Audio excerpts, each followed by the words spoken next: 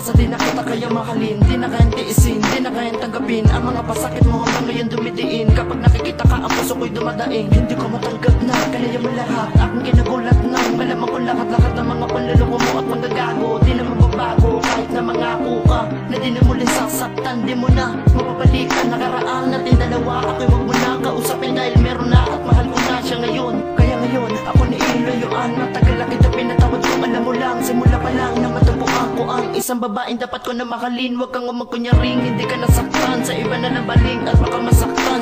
Bakit ka? Dahil sa di ka naging tapat sa akin, diba? Lagi ko pinapanalangin, huwag ka na sumagi sa'kin. Isipan bakas ako sa'yo ay nasawi. Minahal kita noon, ngunit hindi na ngayon. Kaya makinig ka, wala na talaga. Ang mga pangarap natin dalawa ay binaon ko na sa limot. Dulot mo'y hindi ko na madama. Nakawala na ako sa pagkatanga. Kaya huli na lang.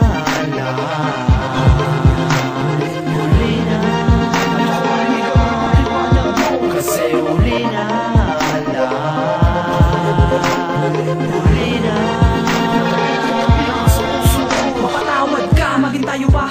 Yan ay malabo na ngayong mangyari. Dahil sa kasalanan mo na di ko pa rin mawari. Naghari na ang kalungkutan ngayon sa aking puso't isipan. Kahit na anong gawin mo, di na kita kaya pambalikan. Tandaan mo yung babaeng sa lawahan, nadala na ayak ang pinaglaanan ng oras, panahon na desyon. Pero lahat ng ito ay iyong sinayang. Pero bakit ka pa nakipagsumpaan na ang isa't isa ay walang iwanan? Kung gagawa ka pala na kalokohan, eh di sana hindi ko na dapat inasahan na wala talagang hangganan ang ating binuong pagmamahalan. Pero ito ay iyong pinatunayan na sa mundong ginagalawan ang lahat ng bagay ay may katapusan. Akin ang pinagsisisihan kung bakit ikaw pa napagkatiwalaan. Ngayon ang hinihingi